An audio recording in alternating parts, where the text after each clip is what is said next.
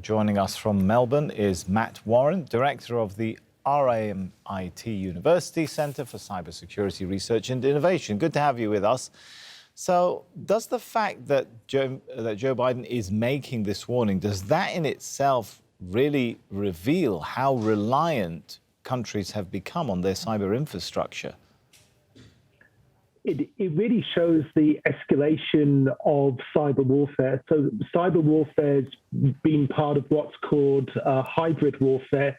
So in terms of physical activities as well as cyber activities occurring like cyber espionage, like disinformation. Now we're seeing the possible impact of a massive cyber attack on what is called critical infrastructure of the US. And what the US government is saying is if these attacks occur and the attribution can be linked to a nation state, that there could be physical retribution for those attacks. Well, the military, like other industries, have become more reliant as well on their cyber infrastructure. How will that also change the nature of warfare going forward, which Joe Biden is warning about? Well, it's going to change the profile of warfare because in terms of critical infrastructure, it's critical infrastructure for the entire population, whether it's civilian or military. What we're now seeing is the weaponization of cyber attacks, focusing on particular parts of governments around the world, particular systems. This year we've seen water supply systems attacked by hackers in Florida, for instance.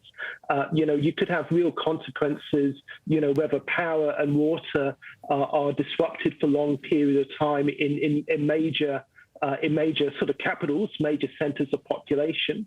So we really are at a turning point. At the same time as the rise of cryptocurrencies, are they linked to this rise in hacks?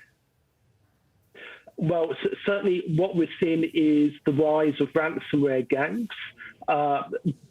And what they're after is payment in cryptocurrency so that they can more easily hide those payments and transfer them because of the blockchain aspects of it. The problem that you have is those ransomware gangs are based mainly in Russia, and they're using geography to protect them because the Russian government isn't taking action against those ransomware gangs. They aren't shutting down their operations. So this is another major point of tension between the US and Russia. Who's behind the cyber attacks then? Are we talking about bounty-seeking individuals or state actors who actually are seeking more political leverage?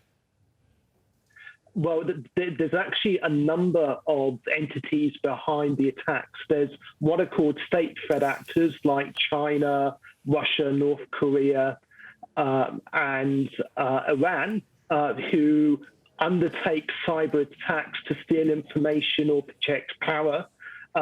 There's then criminal gangs like we're seeing, with the ransomware attacks, who are just attacking systems to try to get money out of organizations or government. And this is part of the issue, is there's so many different groups, behind these type of attacks. All right, it's good to talk to you. Thanks, Matt Warren there.